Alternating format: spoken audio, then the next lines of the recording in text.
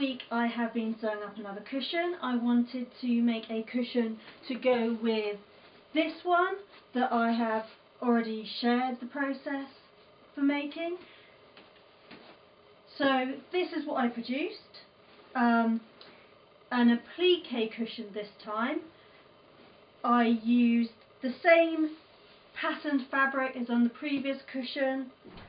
That's the main focus, and then I've just used some remnants from my stash for the background, just a plain background, and again for the back that's just a remnant from my stash.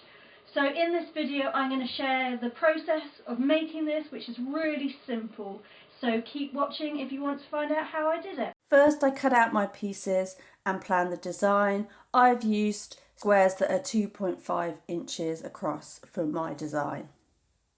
I then cut out my background and I marked the middle of the background. Ironed onto the back of my squares, I've got some heat and bond. This is going to allow me to stick the pieces to the background. On the back of heat and bonds, you've got a paper layer which you need to remove before you can stick it to your fabric. I started at the middle of my design and worked outwards, and I used a ruler to roughly position the pieces correctly. I wanted to do it relatively quickly, so I didn't measure each individual piece. So here I am applying all the pieces to my background.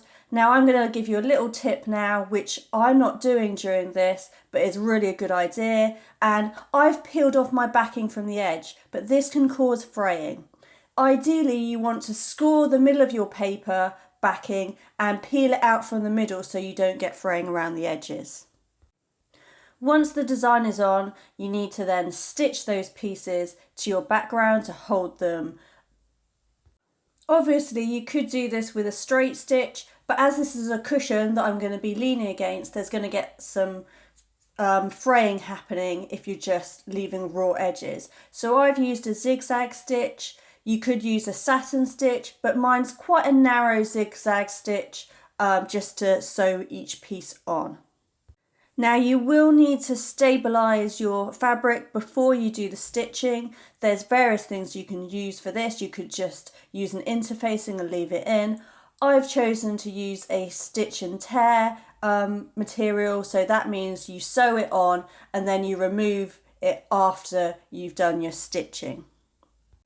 The advantage of this over an interfacing that you leave in is that you're not adding any more bulk to your cushion.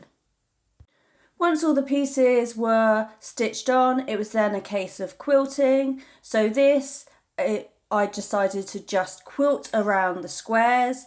You've got the 3 layers, you've got your design, you've got your wadding, and then you've got some cotton material behind, and then it's just a case of stitching through all the layers.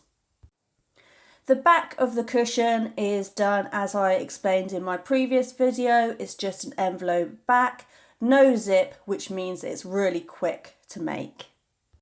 Okay, so here it is. Here's the finished design. I'm really happy with it. It really is going to go well with the previous cushion that I made.